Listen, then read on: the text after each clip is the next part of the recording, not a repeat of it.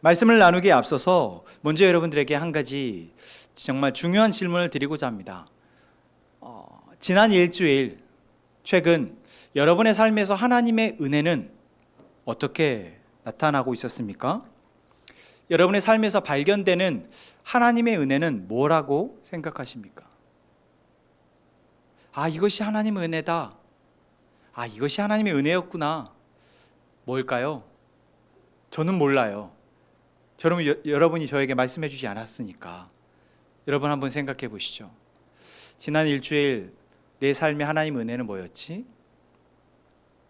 하나님 정말 원하시는 것, 내가 하나님과의 관계 안에서 행복해지는 것을 하나님이 원하신다라면 그것을 위해서 하나님은 어떻게 일하셨지? 어떤 은혜가 있으셨습니까? 말씀 후에 그룹 나눔 시간에 꼭 나누셨으면 좋겠습니다. 여러분, 만약 지난 일주일을 돌아봤는데 내게 딱히 하나님의 은혜라고 할 만한 게 아무리 생각해봐도 잘 떠오르지 않는다. 심각합니다.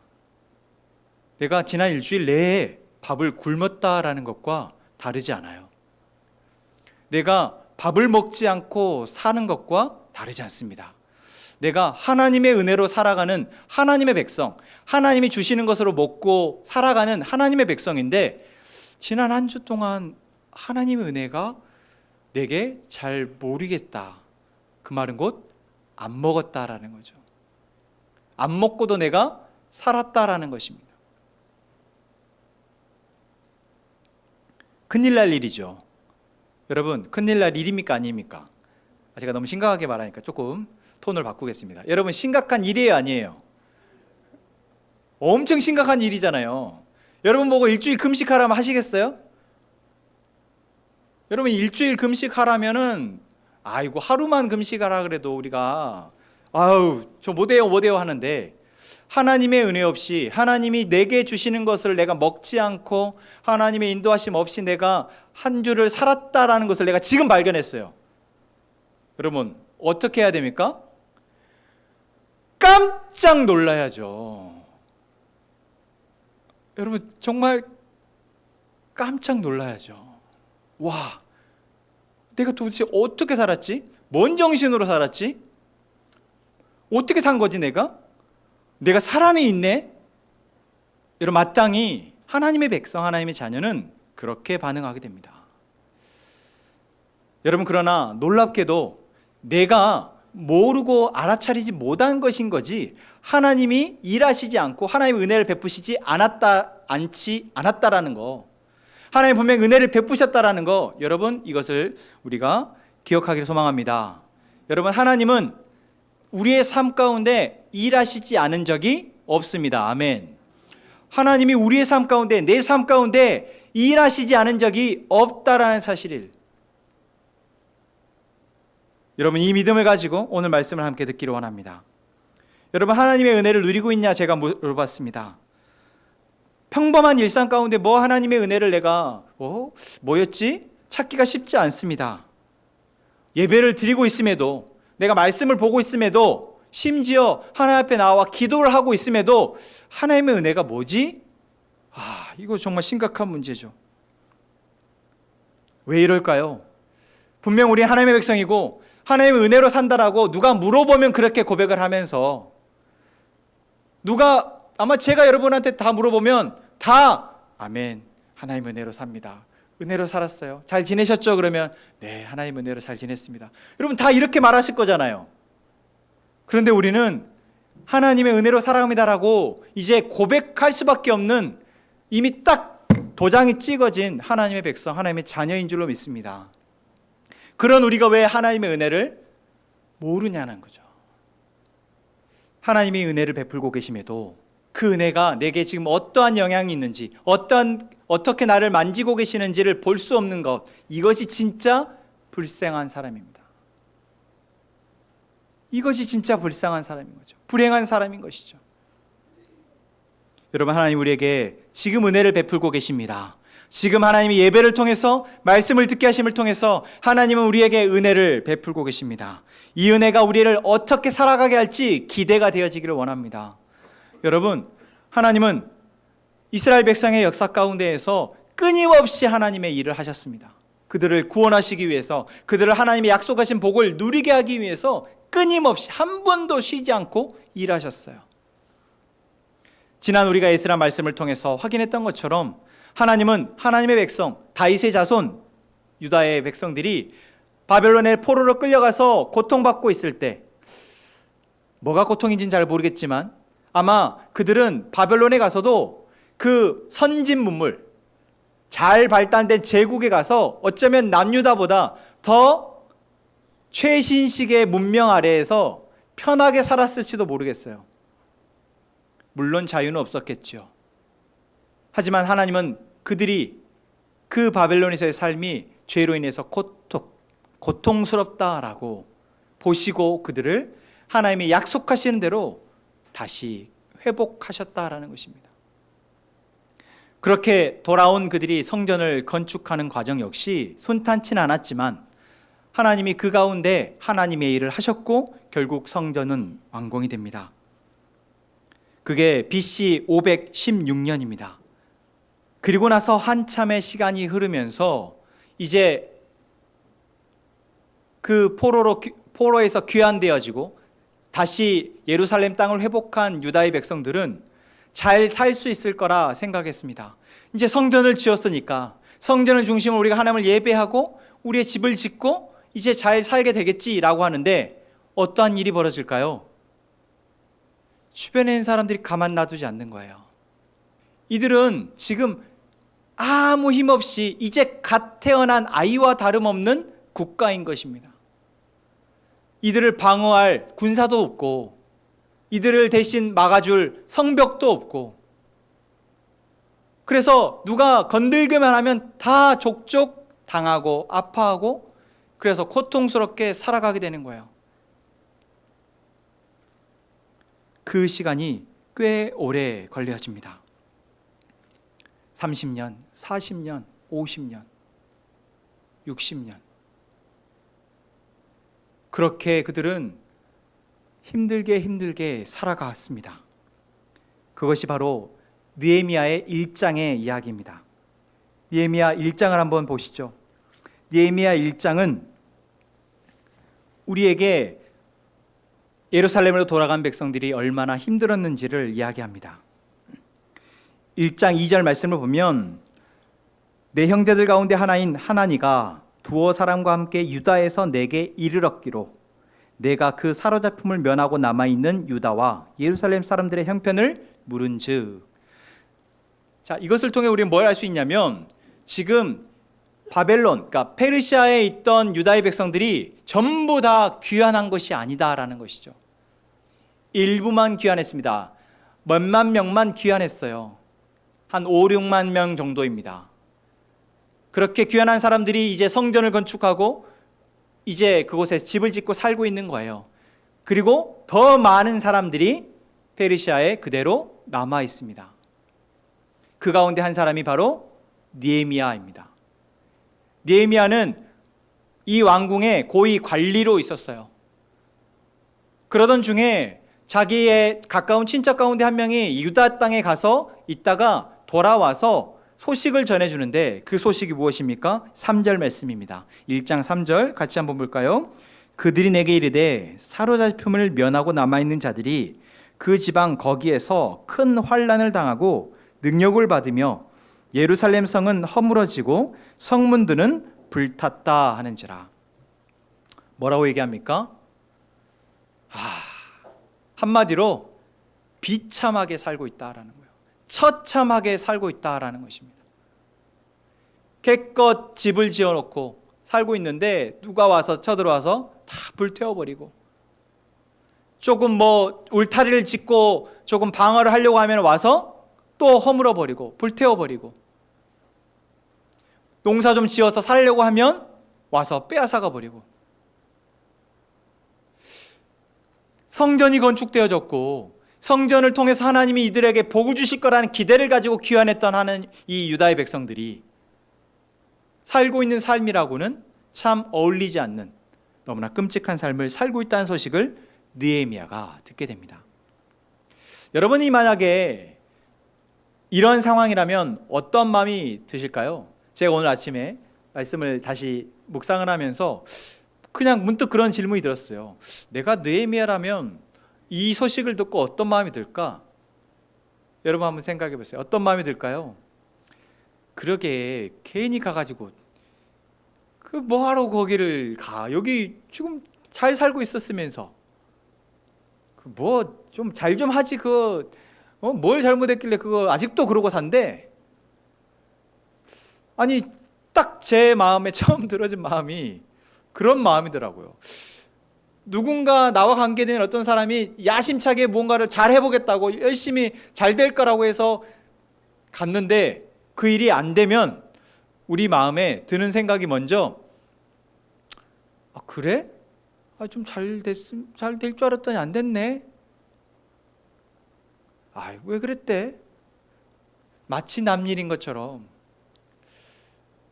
잘 되는 것보다 오히려 안 됐다는 이야기를 들으면 우리 마음 안에 내가 좀 더 낫네. 내가 사는 게 좀 더 낫네. 여러분 이런 마음이 우리 안에 저만 그래요? 저를 이상한 사람 쳐다보듯 여러분 보시면 제가 엄청 민망하잖아요. 여러분 저만 그렇습니까? 저도 그랬다가 그래 그런 마음 먹으면 안 되지. 형제잖아. 이런 마음이 우리 안에 들 수 있는데 느헤미야도 그럴 법한데 더군다나 느헤미야는 고위 관리이기 때문에 더더욱 그들의 삶에 대해서 그러게 안 가고 나처럼 열심히 여기에서 페르시아에 잘했으면 이렇게 나가서 좋은 자리 차지할 텐데 이런 마음이 들 수 있을 텐데 느헤미야는 어떻게 합니까? 4절 말씀입니다. 내가 이 말을 듣고 앉아서 울고 수일 동안 슬퍼하며 하늘의 하나님 앞에 금식하며 기도하여. 느헤미야는 그 말을 듣고 슬퍼합니다. 너무 아파합니다. 그리고 하늘의 하나님 앞에 금식하며 기도합니다. 어떻게 이럴 수 있을까요? 저는 에스라도 그렇고 느헤미야도 그렇고 사실 이미 나라를 잃었고 그 시간이 70년이라는 시간이 흘렀어요.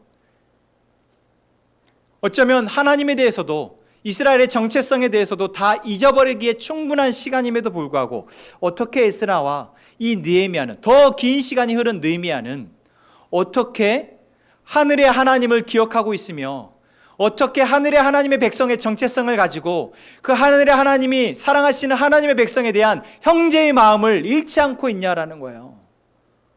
저는 놀랍더라고요.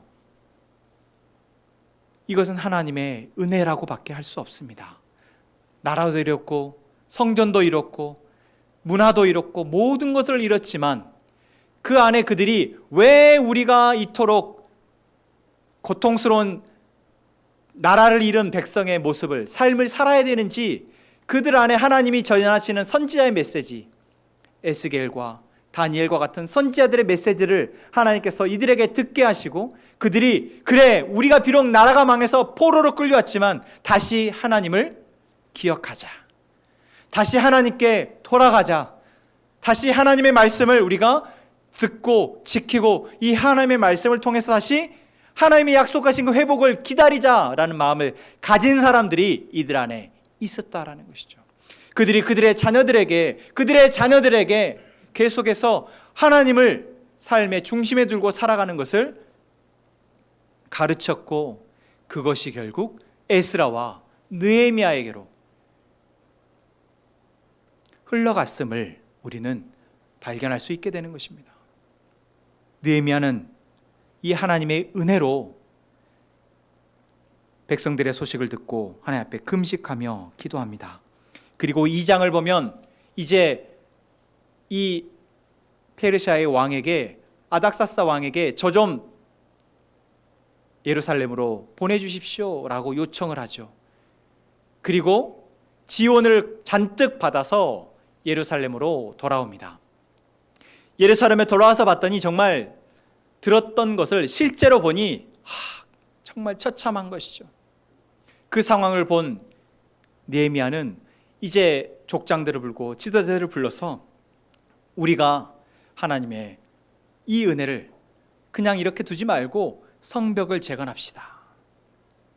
그렇게 그들을 독려하고 함께 성벽, 하나님의 은혜가 우리 안에서 다시 살아갈 수 있도록 하기 위해서 성벽을 우리의 힘으로 재건하자라고 독려하여서 성벽을 재건합니다. 그 가운데 많은 방해가 있어요. 성전을 재건할 때 방해했던 그 세력들이, 그 사람들이 여전히 이들을 방해합니다. 그래서 이들은 한쪽 손에는 벽돌을 만들기 위해서 도구를 들고 한쪽 손에는 칼을 들고 성벽을 재건하는데 앞장섭니다. 그리고 놀랍게도 52일 만에 예루살렘 성벽을 재건을 해요. 여러분, 고대 사회에서 성벽이 어떤 의미인지 아시죠? 주변의 적들로부터 보호하기 위한 최후의 보루, 방어선입니다. 그 방어선은 어떻게 해야 돼요? 그 예루살렘 성곽을 뺑 둘러야 합니다. 그런데 그 일을 52일 만에 이루었다라는 거예요. 어떻게 가능할까요? 느헤미야가 와서 한마디 했다고 어떻게 이 일이 52일 만에 이루어지냐고요. 하나님이 느헤미야에게 듣게 하신 그 소식, 그리고 그 소식을 듣고 금식하며 기도했던 느헤미야가 다시 예루살렘으로 와서 이제 이들에게 하나님이 우리에게 하실 일들을 기대하고 우리가 우리의 할 일을 합시다 하며 함께 마음을 모았을 때 이들이 온 마음으로 함께 모여서 같이 성벽을 재건했기에 바로 50일 안에 이 성벽이 재건된 것입니다. 성벽이 재건되어지니까 어떤 일이 일어날까요? 이제 이 성벽 안에 사람들이 자신들의 집을 짓고 살기를 결정하고, 단순히 집만 짓는 것이 아니라 이제 적들로부터 방비하기 위해서 조직과 사람들을 정비하게 됩니다. 그 일들이 바로 7장까지 이루어집니다. 그래서 느헤미야 7장은 성벽이 재건된 이후에 남아있던 예루살렘의 사람들, 그 사람들을 느헤미야가 전부 다 조직을 정비하는 이야기. 그러면서 다시 우리는 바로 하나님의 약속에 의해서 이 자리에 왔고 하나님의 약속하신 대로 하나님의 복을 받으며 하나님의 백성으로서 살아가는 하나님의 백성임을 다시 한번 확인하는 그러한 이야기가 느헤미야 7장에 기록되어지죠. 여러분, 이것이 그냥 사람에 의해서 되어진 것일까요? 어떻습니까? 사람이 모여서 생각을 나누고 그 생각에서 야, 우리 더 좋은 것을 하자, 야, 이것이 더 좋겠다 하고 마음을 모아서 해가는 일들이 정말 좋은 일이 된다는 것, 여러분 쉽지 않죠. 사람들이 생각을 모아서 하지만 그 생각이 잘못된 방향으로 나아가는 것도 부지기수입니다. 그런데 이렇게 열악한 상황 속에서 한두 해의 열악한 상황이 아니라 몇 년, 아니 수십 년의 열악한 상황 가운데에서 이들이 성벽을 재건하고 다시 하나님의 백성으로서의 정체성을 가지고 살아갈 수 있게 되는 그 기반을 마련하는 것, 사람의 생각이나 사람의 노력으로 되어진 것이 아니라는 것을 우리는 알게 됩니다. 무엇입니까? 하나님의 베푸신 은혜입니다. 계속 이야기하니까 이제 지겹죠. 하나님의 은혜라고, 또 하나님의 은혜라고, 또 하나님의 은혜라고. 도대체 하나님의 은혜가 그렇게 많은데 왜 우리의 삶은 이 모양입니까? 라고 반문하는 사람도 있을 수 있습니다. 하나님의 은혜가 그렇게 크다는데 왜 내 삶은 아직도, 내 문제는 아직도 이렇습니까? 라고 말할 수 있어요.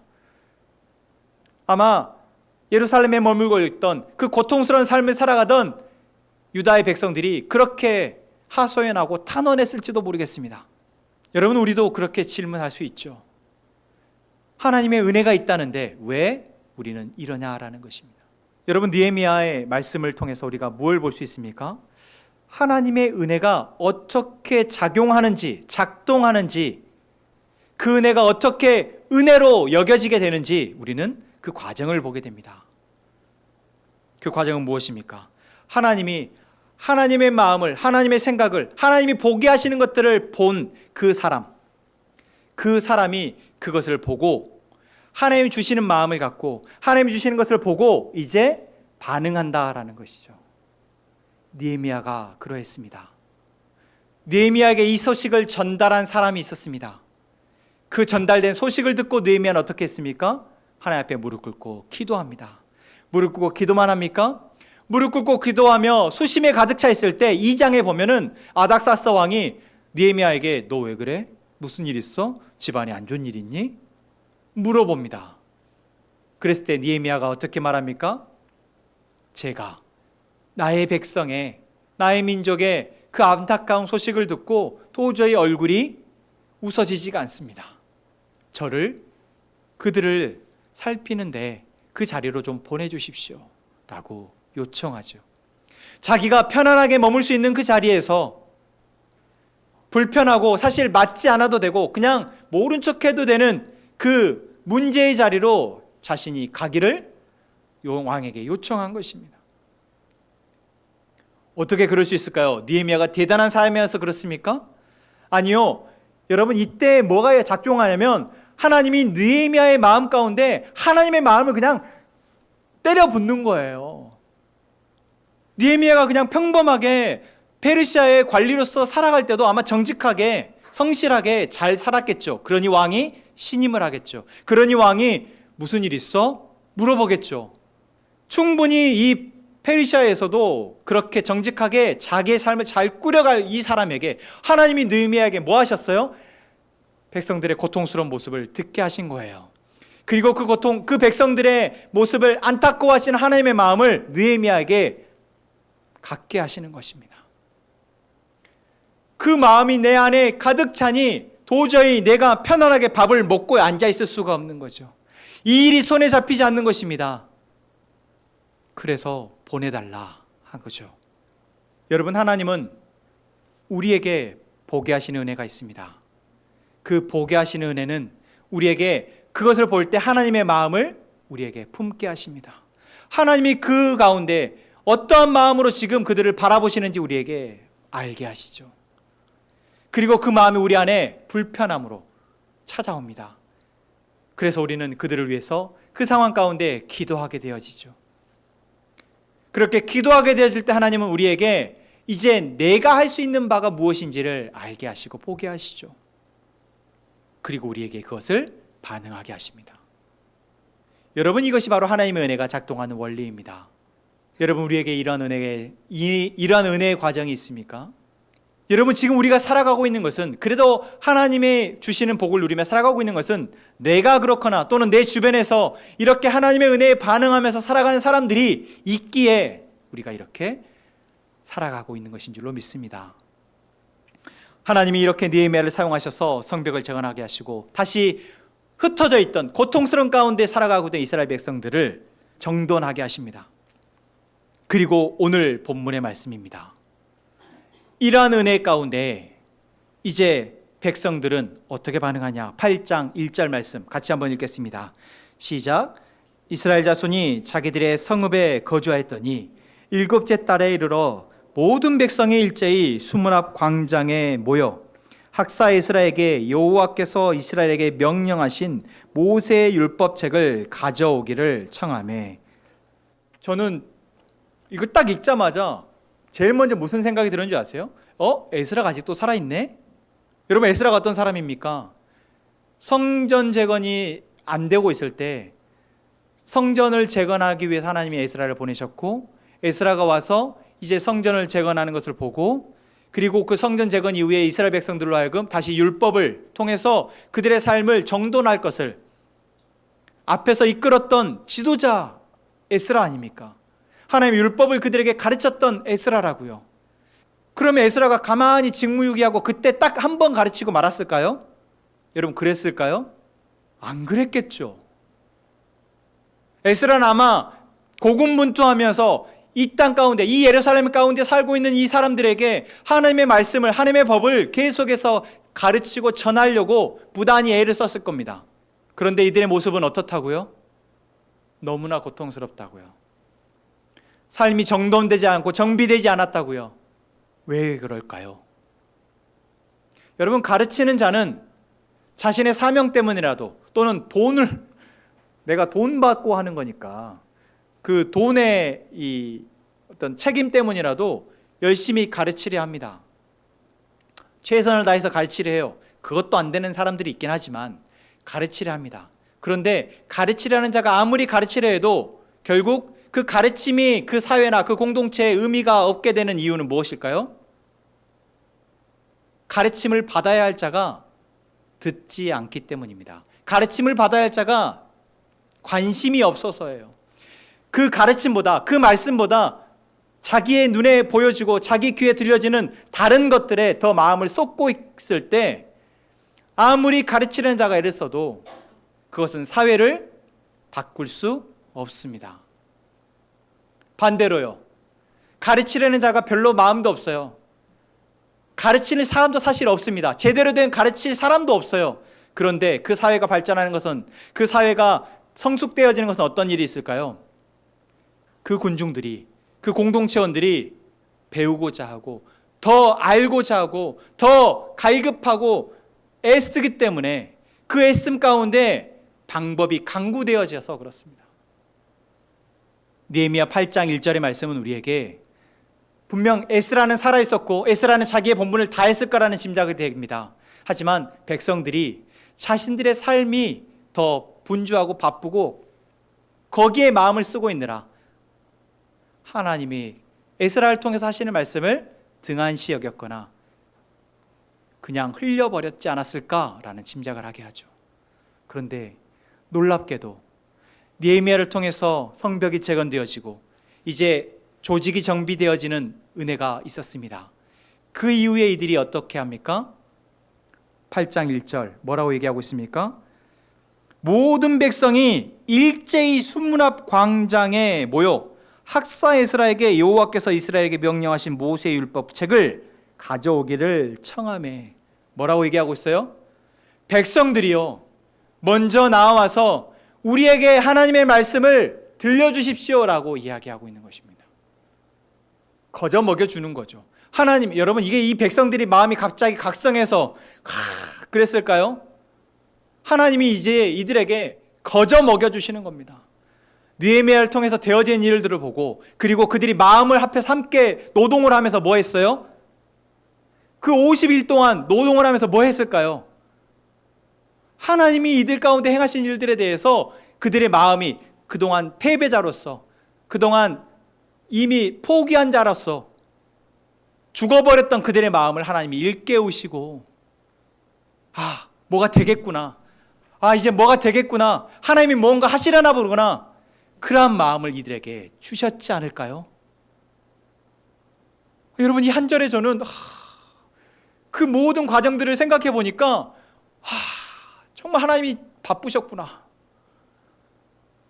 하나님이 정말 바쁘셨구나, 이들을 살리고자, 이들을 회복하고자 하나님이 정말 바쁘셨구나, 그 은혜가 너무나 크더라고요. 그 기대되는 마음에 그들은 이제 성벽이 재건되고 자기의 집이 이제 안정되니 뭐 한다고요?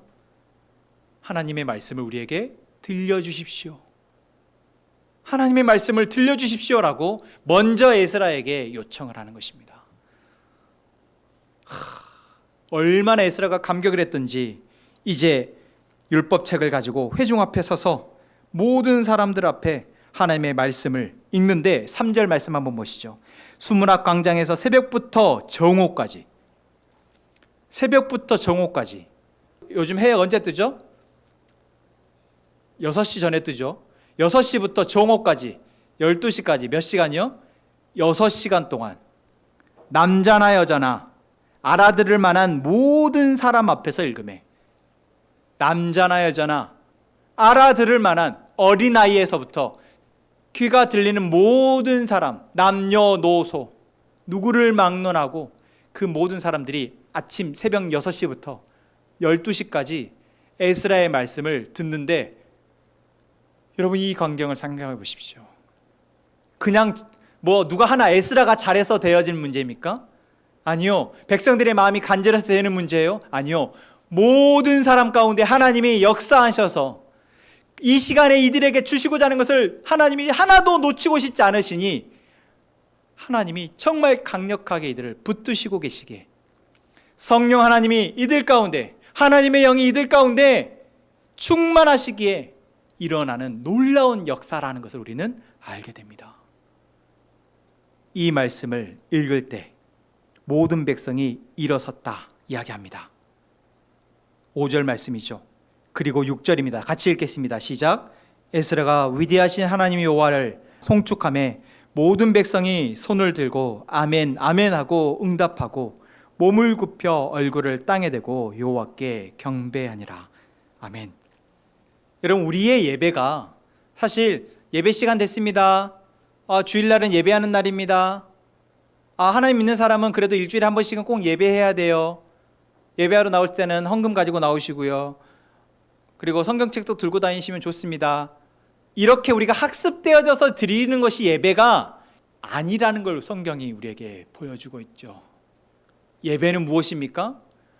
하나님이 하나님의 일을 하셨다라는 것을, 그것을 하나님의 백성들이, 그 은혜를 입은 사람들이 알게 되어지고 그 은혜에 반응하게 되어지고 그 반응이 하나님의 말씀을 더 듣고자 하는 마음으로, 그리고 우리에게 그 말씀하신 하나님의 말씀이 너무나도 달고 귀하여서 우리에게 말씀하신 그 하나님 앞에 하나님 너무나 감사합니다. 하나님이 베푸신 은혜가 너무나도 놀랍습니다. 이렇게 고백하며 찬양하는 것, 이것이 예배인 것이죠. 여러분, 이 놀라운 일이 우리 공동체 안에 일어나기를 소망합니다. 매주 우리의 예배 가운데 이러한 놀라운 예배가, 예배 감격이, 예배 기쁨이 있기를 소망합니다. 하나님의 은혜로 우리가 살아가고 있는 것을 우리가 모르면 이러한 예배가 되어질 수 없죠. 어느 한 사람의 애씀으로만 되는 것도 아니라는 것을 우리는 말씀을 통해서 보게 되어집니다.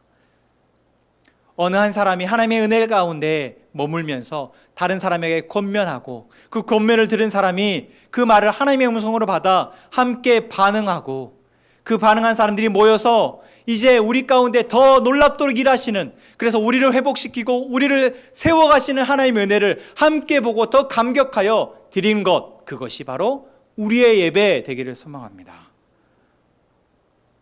저는 오늘 말씀의 제목을 언약의 갱신이라고 하면서, 사실 언약의 갱신까지 이야기할 일이 없는데 언약의 갱신이라는 말을 딱 꽂혀가지고 제목을 못 바꾸겠더라고요. 마지막까지 고민을 했어요. 이거 말씀에 아무리 봐도 언약의 갱신이 없는데 어떡하지? 근데 이 제목을 바꿀 수가 없었어요. 왜 그럴까? 하나님이 약속하신 것들은 반드시 성취되어집니다. 아멘. 그 하나님의 약속하신 것은 반드시 성취되어지는데, 그 성취는 언제 이루어집니까? 그 하나님의 약속하심을 믿고 거기에 반응하는 사람들, 그 반응, 하나님의 약속하신 걸 믿고 아멘 아멘 하는 사람들, 그것이 바로 언약의 갱신이 이루어지며 그 언약이 성취되어지는 것을 하나님이 말씀하고 있다는 것이죠. 여러분, 하나님 우리에게 말씀하실 때 아멘 하는 저희가 되기를 소망합니다. 하나님, 내가 너희를 만나고 싶다 할 때 하나님 아멘, 저도 하나님을 보고 싶어요 라고 말하는 저희가 되기를 원합니다. 내가 너에게 너무나도 이야기를 들려주고 싶다 할 때 아멘, 하나님 제가 그 말씀을 듣겠습니다, 말씀하십시오 라고 말하는 저희가 되기를 소망합니다. 그러할 때 그 언약이 우리의 삶 가운데서 갱신되어지고 새로워지고 그 언약대로 하나님이 일하실 줄로 믿습니다. 여러분, 이것이 아니면 우리가 어떻게 살아가요? 이것이 아니면, 이 은혜가 아니면 어떻게 우리가 살아갑니까? 이 은혜가 아니면 어떻게 우리의 가정이 회복이 되어지고, 어떻게 우리의 가정이 하나님 은혜 아래 살아가게 되어지며, 어떻게 우리의 교회가 세워질 수 있습니까? 하나님이 약속하신 약속대로 되어지지 않는데 어떻게 우리가 편안하다 할 수 있냐고요. 만약 내가 정말 편안한데 그 편안함이 하나님의 약속과 상관없는 편안함이라면 여러분, 그것은 우리 안에 저주입니다. 저주라고요. 오늘 하나님이 우리를 하나님의 백성 삼으시고 우리의 삶의 무너진 영역 가운데 하나님의 은혜로 그것들을 다시 회복시키시며 바로 세울 줄로 믿습니다. 그 일은 지금도 계속되고 있습니다. 그 하나님의 일하시는 것들을 볼 수 있는 저희가 되기를 원합니다. 하나님의 일하시는 것들이 우리에게 들려지기를 원해요. 그 들려졌을 때 우리의 마음 가운데 하나님의 마음이 느껴지기를 원합니다. 그 하나님의 마음을 가지고 이제 바라보고, 이제 그 마음 가운데 우리에게 회개케 하시면 엎드려 무릎 꿇고 회개하는 저희가 되기를 원합니다. 그 하나님의 마음이 우리로 그들을 향해 나아가라 하시면, 그들을 용서하라 하시면, 그들을 품으라 하시면, 하나님 너무나도 어렵지만, 너무나도 힘들지만 주님, 내가 그 약속을 의지하여 나아갑니다. 하나님 일해 주세요. 저는 정말 힘이 없으니까 하나님 일해 주세요. 이렇게 고백하며 순종하며 나아가는 저희가 되기를 원합니다.